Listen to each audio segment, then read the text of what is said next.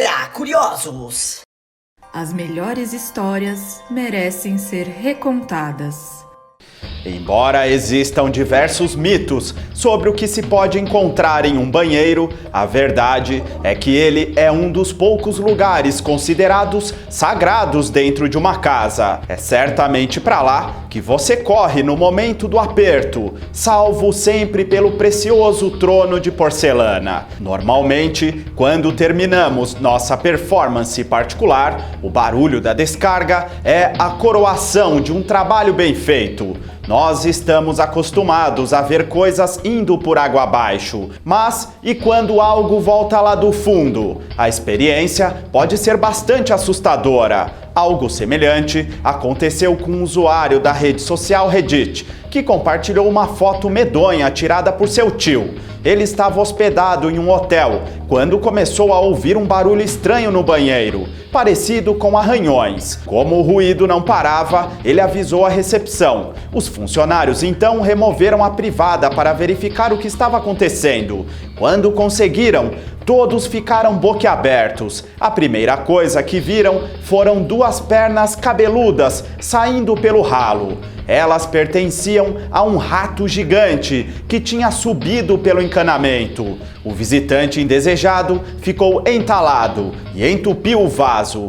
Eu verifiquei tudo imediatamente. Quando isso acontece uma vez, pode acontecer novamente, escreveu o hóspede, chocado.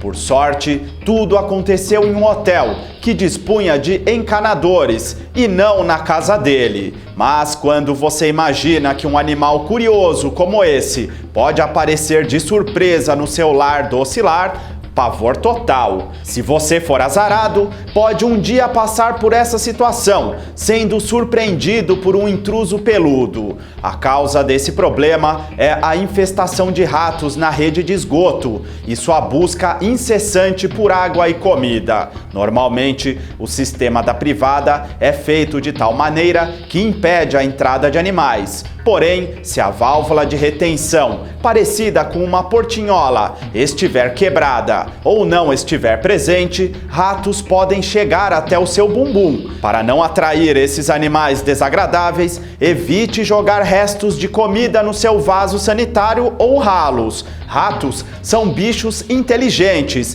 e têm um olfato apurado. Eles não se sentem atraídos por fezes, e sim por potenciais restos de refeições. Se eles entrarem em um cano, vão segui-lo até o final. Quanto mais forte for o cheiro, mais perigosa é a situação. Isso porque os ratos vão achar que estão indo em direção ao paraíso da comida e não terão medo de seguir em frente a todo vapor, até terminarem na água do seu trono sagrado. Se isso já aconteceu com você, pare imediatamente de jogar restos de alimentos pelos ralos. Com isso, os animais vão desaparecer por conta própria.